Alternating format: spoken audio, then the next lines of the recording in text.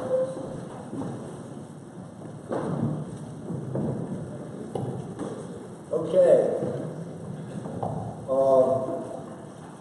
I'm going to give Dr. Shamalak's talk now on a graft storage solution overview.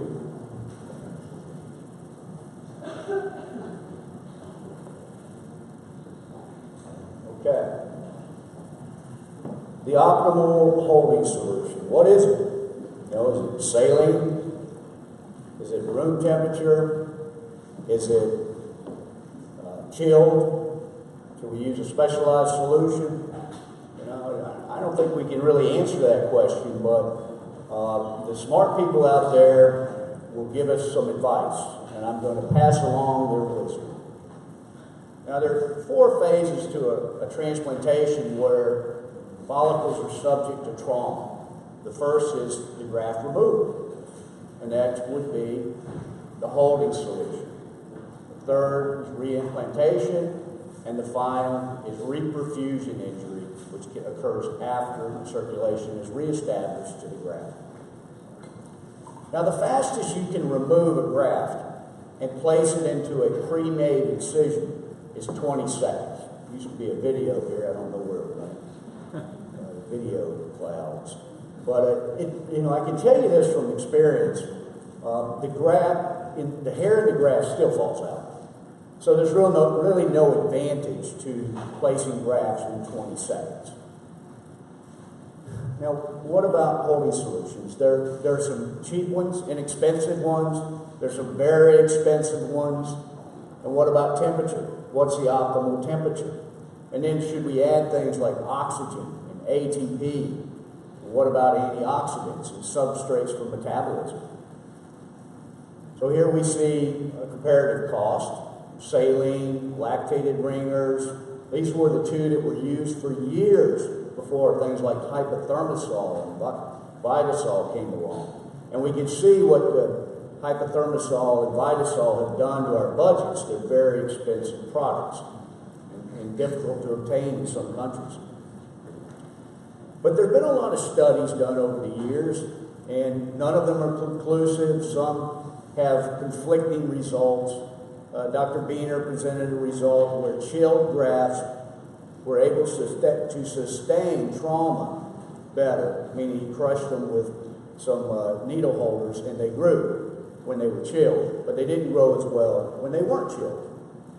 And Dr. Ubel saw a 15% increase in yield with PRP. I don't think this has ever been repeated or ever been confirmed.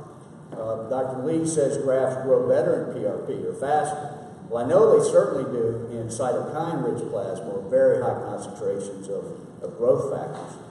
Dr. Cooley has this theory about reperfusion injury, but it's just a theory. One study that was really interesting was Dr. Biener's, where he combined hypothermosol and ATP combined to normal saline, and he found a better yield over time. We're talking about 48, 72 days, hours rather, out of the body.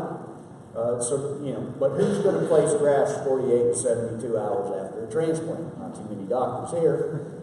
Dr. Lee and Dr. Perez Mesa noted no benefit from chilling grafts in normal saline. And Dr. Kim's data was up to 6 hours, no difference. And after that, chilling did make a difference, but both had a decrease in yield. There are more studies. Dr. Keon noted the better graft survival was better at 0 degrees Celsius compared to 4 degrees. Reposio, no difference in hair follicle elongation when chilled.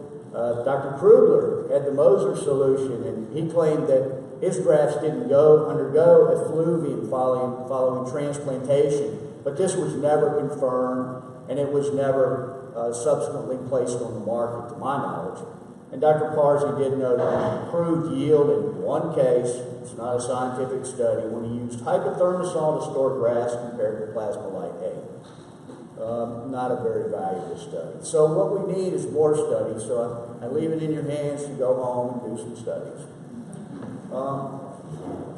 Looking at how cells metabolize, they need energy, and the substrate that they obtain ATP from is glucose, and they obtain 2 molecules of ATP from glycolysis and 37 from the Krebs cycle. And the Krebs cycle obviously requires oxygen, and we take our grafts out, they're going to go into anaerobic metabolism, and the end result of this is the production of lactate, which you've all felt when you didn't exercise for a prolonged period of time, then went to the gym on your New Year's resolution, and came home the next day to find yourself quite sore.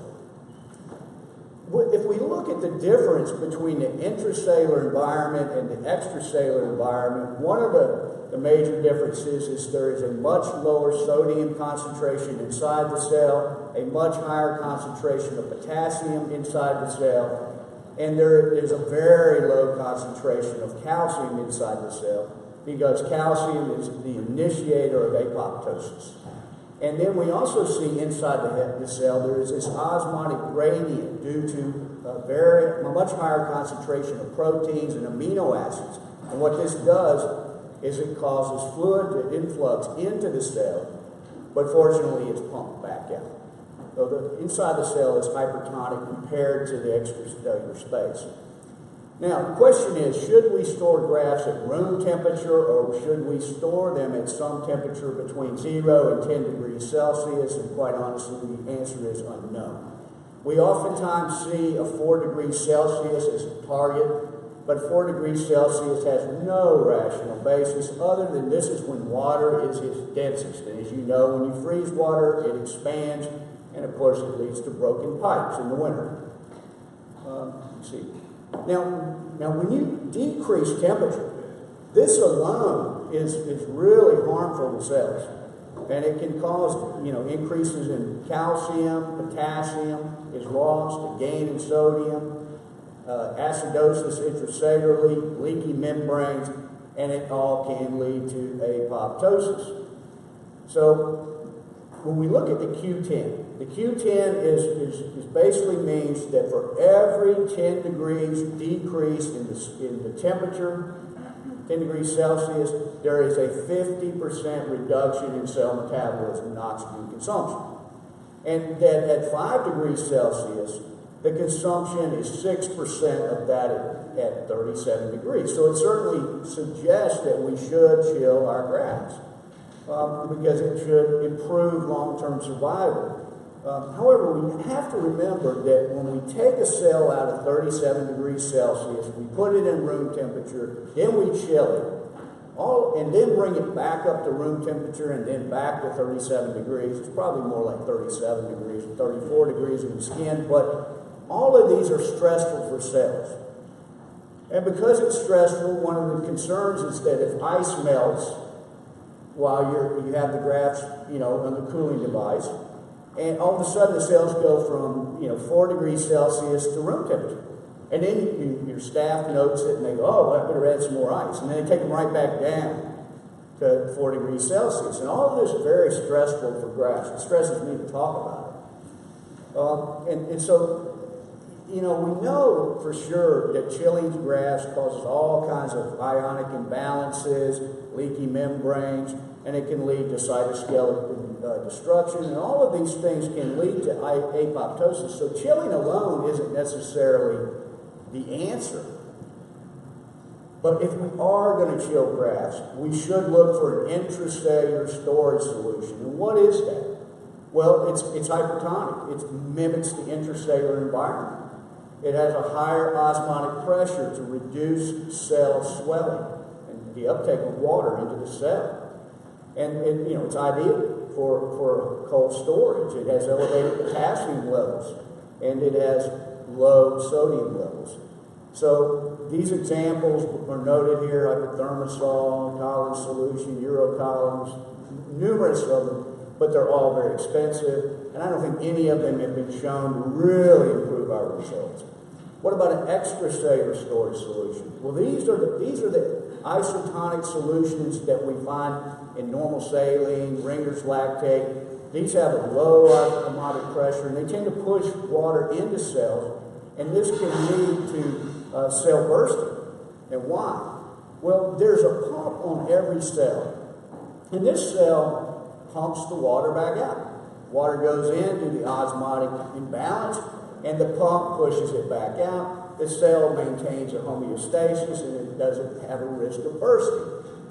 But the scientists will tell us that if we chill our grafts in an extracellular storage compartment, there is an osmotic gradient into the cell, and this should result in cells exploding. So if you get your ear close to the storage solution, maybe it sounds like Rice Krispies, but I've never seen that happen. And so the optimal storage solution should minimize cell swelling, maintain an ionic balance, prevent acidosis with buffers, and prevent the formation of free radicals. In other words, free radical scavengers. And of course, you can add an energy substrate, which is in hypothermosol, to nourish these grafts upon reimplantation or while they're in the storage solution. Give them something to turn into ATP. But you probably noticed if you use hypothermosol, it makes the grafts a little sticky. Now, on reimplantation, grafts, what happens is in anaerobic situations, ATP is still produced. However, in an anaerobic environment, ATP is converted to hypoxanthine, and then upon reestablishment of the blood supply, the hypoxanthine is converted into free radicals, including hydrogen peroxide, superoxide, and also the most toxic of all, the hydroxyl ion, which will kill a cell on contact. It's so toxic. So the theory is that if we provide ATP exogenously, we may keep these cells from producing ATP anaerobically. Now, when you take tissue out, ATP is depleted within the first 1 to 2 minutes. So the cell still needs metabolism. It's going to make ATP. And so, this is going to be converted to lactate and hydrogen. It's also, upon reestablishment of circulation, going to lead to the formation of free radicals.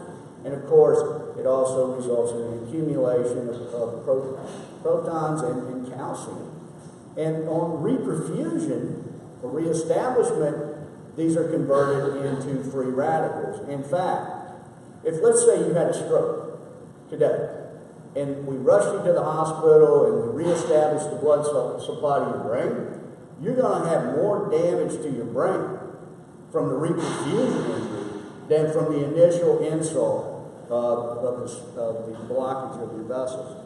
Now, one of the things we look at with free radical scavengers is that when we transplant high densities, we're transplanting higher concentrations of free radicals. And it could be that it's these free radicals that are toxic to cells and to hair follicles when we use a very high density.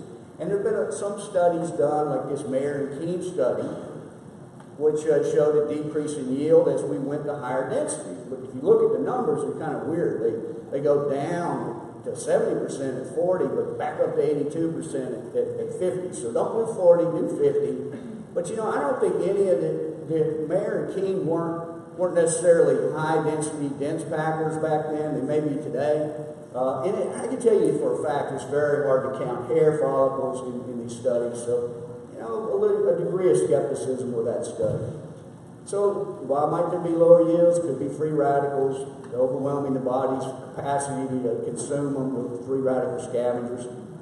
And so, what's the optimal time? What's the optimal temperature? Well, this is something that needs to be studied as well. So when you look at cardiac muscle, it tends to do better at 15 degrees Celsius. And liver does better around 9 degrees Celsius. And I think kidneys are around 7 degrees Celsius. So what's the optimal temperature for a hair follicle? I don't know. I used to do 4, now I do 5. They both seem like similar yields to me. And then what about the pH? Well, if you use normal saline, if that's your storage medium, the pH is going to drop. And it's going to drop irregardless of temperature or time. So I've studied this over a period of time, and you can see that the pink is your pH, and here's your temperature. It doesn't matter what the temperature is, the pH of that normal saline is going to decrease. So if you're into really inexpensive solutions, a great option for you is to go to PBS, which is a buffer solution, and it'll just maintain that pH constant regardless of temperature or time. believe that's. So what is the optimal solution? Chill, maybe, I don't know. But if you're going to chill it, you ought to use a hypothermic solution, an intracellular storage medium. ATP, it makes sense to me, but it's very expensive, and there's never been any study that I know of showing a marked improvement in yields. Should we use buffer? How about oxygen? What about storing them in a tissue culture medium, in a tissue culture chamber at 37 degrees Celsius? Would that be better? You know, these are all options. And, nobody has the right one, but my protocol used to be to take them out of the body, immediately put them in room temperature VSS with Vitasol, about a 10% concentration. Then move them to hypothermosol with a 10% concentration of Vitasol, and then back into the VSS just prior to reimplantation to kind of warm them back up, you know, sort of nurturing them back, and then moving them into back into the body at 37 or 35 degrees Celsius. So thank you very much for that talk, Dr. Shamrock.